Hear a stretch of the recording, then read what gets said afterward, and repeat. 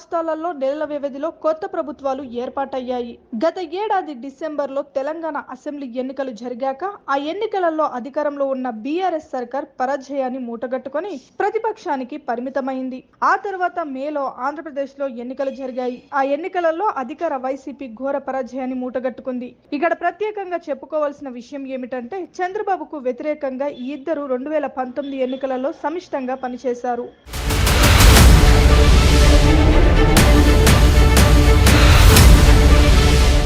ఆంధ్రప్రదేశ్లో చంద్రబాబు ఓటమికి తెలంగాణ ముఖ్యమంత్రిగా కేసీఆర్ చేయగలిగిందే కాకుండా చేయకూడనిది కూడా చేశారు. 2019 ఎన్నికలలో తెలుగుదేశం పార్టీ ఓటమి అనంతరం తెలంగాణ సీఎం హోదాలో చంద్రబాబుకు రిటర్న్ గిఫ్ట్ ఇచ్చామంటూ వ్యాఖ్యానించారు. కేసీఆర్ చేసిన సాయానికి జగన్ క్విడ్ ప్రోకో కింది తెలంగాణ రాష్ట్రంలోని ఆంధ్రప్రదేశ్ ఆస్తులను అప్పనంగా రాసిచ్చేశారు. సెక్రటరియట్ లో ఏపీకి చెందిన బ్లాక్లను ఏకపక్షంగా తెలంగాణకు ఇచ్చేశారు. ఇక గత ఏడాది డిసెంబర్ లో తెలంగాణ అసెంబ్లీ ఎన్నికల సమయంలో కేసీఆర్ కోసం జగన్ నాగార్జున సాగర్ డ్యాం వద్ద హై డ్రామాకు తెరలేపి తెలంగాణ సెంటిమెంట్ ఆ రాష్ట్రంలో మరోసారి రగిలించేందుకు ప్రయత్నించారు. సరే, ఆ విషయాలన్నీ పక్కన పెడితే అటు కేసీఆర్ ఇటు జగన్ లో కామన్ గా ఒక నాయకుడికి ఉండకూడని లక్షణాలు ఎన్నో ఉన్నాయి.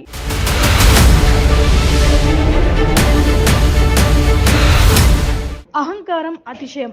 ఎవరైనా తమ మాట వినాలే తప్ప తామెవరి మాట వినమన్న వైఖరి ఇరువురిలోనూ ఉన్నాయి. ప్రత్యర్థులను శత్రువుల్లాగా చూడటం, ప్రత్యర్థి పార్టీలను అణిచివేయడం, వీలైతే నామరూపం లేకుండా చేయడం, వారి ఈ తీరు, ఈ వైఖరి, ఈ లక్షణాల కారణంగానే తిరుగులేని విజయాలను అందుకున్న ఇరువురు కూడా తిరిగి లేవలేనంతగా పతనమయ్యారు. ఇప్పుడు తమ తమ రాష్ట్రాలలో రాజకీయ ఉనికి కోసం పాట్లు పడాల్సిన పరిస్థితికి చేరుకున్నారు. అధికారంలో ఉన్న వాళ్ళు తామంత వారే లేరని చుట్టూ తిరిగిన సొంత పార్టీ నాయకులే ఇప్పుడు వారిని ధిక్కరిస్తున్నారు. పార్టీ ఓటమికి బాధ్యత కారణం మీరేనంటూ నిందిస్తున్నారు. తెలంగాణలో అధికారంలో ఉండగా చేసిన తప్పిదాలు, తప్పులకు సంబంధించిన కేసులు కేసీఆర్ ను ఉక్కిరిబిక్కిరి చేయనున్నాయి. రానున్న రోజులలో ఏపీ మాజీ ముఖ్యమంత్రి జగన్ కు కూడా అదే పరిస్థితి ఎదురుకానుంది.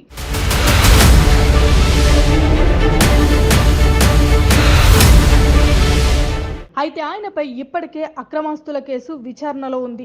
ఇప్పటి వరకు సీఎం పదవి పేరు చెప్పి విచారణ నుంచి మినహాయింపు పొందిన ఆయన ఇక ముందు ప్రతి వారం కోర్టు మెట్లెక్కక తప్పదు. మొత్తం మీద కేసీఆర్, జగన్ ఇరువురు కూడా తమ అహంకారం కారణంగానే ప్రజా వ్యతిరేకతను మూటగట్టుకొని అధికారం కోల్పోయారు. ఒక్క దెబ్బకు రెండు పిట్టలు అన్నట్లుగా చంద్రబాబు దెబ్బకు అటు కేసీఆర్, ఇటు జగన్ అధికారం కోల్పోవడం గమనార్హం.